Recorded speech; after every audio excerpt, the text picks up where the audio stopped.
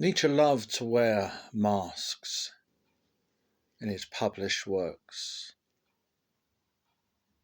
He constantly talks about the mask, or else he talks about being someone else, or a doppelganger, or being Schopenhauer, or being Wagner, continually being another, a Dionysus, a Zarathustra. The mask is replete in Nietzsche's published works. But in his notebooks, as we might expect, there Nietzsche does not wear the mask. In his notebooks, we get the unvarnished and unmasked Nietzsche. And his notebooks comprise nearly, if not more, pages as his published works. The first notebooks to be published were, of course, under the title The Will to Power, an attempted transvaluation of all values. In effect, this was a book he was working up anyway from his notebooks, as we've discussed before, had been spending something like 3 years on working up those notes towards a magnum opus of his straightforward exposition of his philosophy, without the masks. He didn't live to complete it, or rather he lost his mind before the date of completion, the intended date of completion. He lived on, but insane. And through the good offices of his sister, his notebooks throughout his life have been preserved. And with the publication of the Stanford edition in English of Nietzsche's complete works, we will have all the notebooks existent, not just the notebooks that comprise The Will to Power, but the notebooks stretching back to his earliest works. He kept notebooks all through his productive life, of course. And it is the unvarnished nature of the will to power that has made it a target for those soft Nietzscheans, those who want to rehabilitate Nietzsche and dilute him. And indeed, that Stanford edition is based on Montanari's edition. Montanari, who, a full-blown communist, derided The Will to Power, even claiming ridiculously that it was a forgery. And so, in the Stanford edition, there is no will to power. The notebooks that comprised it are included, of course, but in a dissipated array across volumes of unpublished fragments and unpublished notebooks. So immediately we see this attempt to dissipate Nietzsche's message, to try by all kinds of devious means to prevent us getting the real Nietzsche, the unvarnished Nietzsche, the unmasked Nietzsche,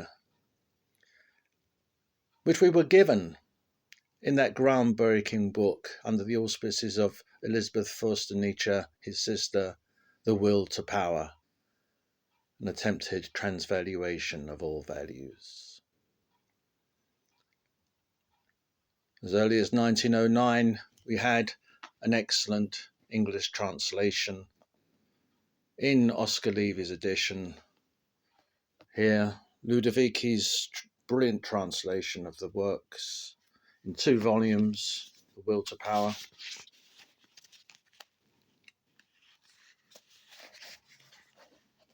An amazing work.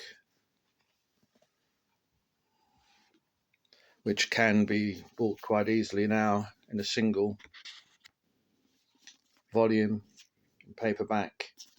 It does lack some of the introductions and commentaries in the original Levy, but the Ludovici translation is there in all its glory.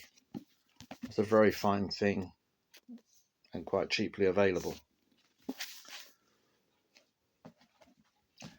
And of course, after the World War II, Kaufman did his worst to try and explain it away and yet also profit from it. So he produced his own version, which I've butchered here a bit. Produced his own version here with Hollingdale in tow, which seems to me a crib of the Ludovici translation, with lots of added footnotes and self-referential stuff. Ultimately, it doesn't add much to the equation. You're okay staying with the Ludovici. Up until recently, with the terrible omission in the Stanford Montanari, the actual exclusion of will to power, Penguin have taken advantage of this gross error and have produced quite a nice paperback translated by Kevin Hill, with a very fair and balanced introduction. And while the translation is not as Nietzschean as a Ludovici, it is bang up there with modern scholarship and a worthy read and a worthy addition. So if push comes to shove, I would keep these two. But this, of course, will always be on my bookshelf because it's the first authorized and only authorized translation of the Will to Power. And in the Will to Power, we get things that are quite lacking in the published works. We get, of course, the politics, the social politics, particularly in the fourth book. We get that in all its purity. It is there in Beyond Good and Evil.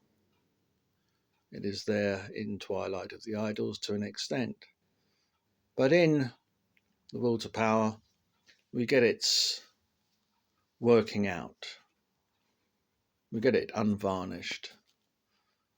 We also get his epistemology.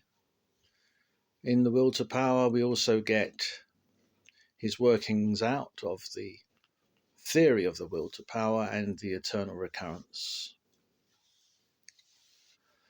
Would that the publishers do the same to the other notebooks and put them in some kind of coherent form as the notebooks of those certain periods. Then we would have the unmasked Nietzsche across the board. And we see that as early as 1870, he's working out the will to power in his notebooks. The notebooks, in a way, gainsay the idea of the Nietzsche phases of the early, middle, and late. The notebooks present a more cohesive Nietzsche from start to finish. He's working on the same problems throughout in those notebooks. When he presents the books, he presents them, as I said before, as kind of masks, as kind of riddles, ways of being misunderstood. So I say, thank the gods for the will to power, an attempt at the transvaluation of all values. This is a real book, Mr. Montanari, O follower of Marx and Das Kapital. This is a Nietzschean Das Kapital. This is the Nietzschean Mein Kampf. This is the book we live and die by. Thank you.